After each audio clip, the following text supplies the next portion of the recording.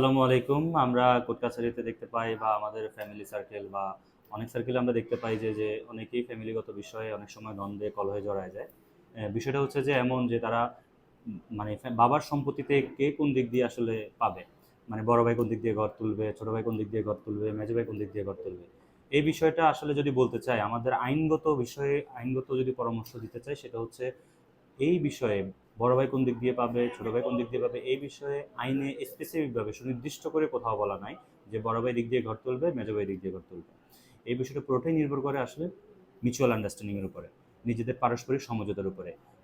বাবা থাকতে যদি বলে যায় যে আমার বড় ছেলে দিক দিয়ে ঘর তুলবে, আমার মেজো ছেলে দিক দিয়ে ঘর তুলবে, আমার ছোট ছেলে দিক দিয়ে ঘর তুলবে, সেই বিষয়টার আলোকেই যদি আহ, ভাইয়েরা মিলে একটা আপোষ বন্টনামা করে নেয়, রেজিস্ট্রি করে নেয়, তাহলে এটা পরবর্তীতে আসলে খুবই কার্যকরী একটা পদক্ষেপ হয়। কিন্তু অনেকে আসলে বাবা চলে যায়, কিন্তু আসলে বাবা এই বিষয়টা বর্ণন করে দিয়ে যান না। পরবর্তীতে এই বিষয়ে অনেক ধরনের কলহ দেখা দিয়ে দেয় যে কে কোন দিক দিয়ে ঘর তুলবে।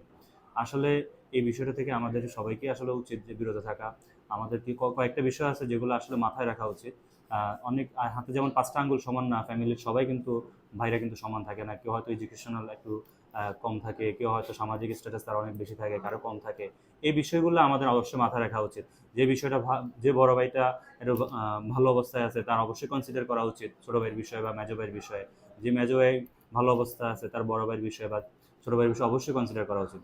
ফ্যামিলিগত এই কনসিডারেশনের উপর ভিত্তি করে মুরব্বীদেরকে সাথে নিয়ে অবশ্যই মিউচুয়াল আন্ডারস্ট্যান্ডিং এর বিষয় নিয়ে একটা আপোষ বন্টনামা করে কে কোথায় কোন দিক দিয়ে পাবে এই বিষয়টা সমঝোতায় আসা উচিত, এবং কি সেটা রেজিস্ট্রি করা উচিত আপোষ বন্টনামাটা। তো আমরা অবশ্যই এই বিষয়গুলো খেয়াল রাখার চেষ্টা করব।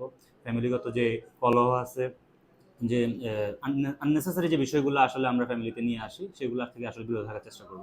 তো সবাইকে ধন্যবাদ। আসসালামু আলাইকুম।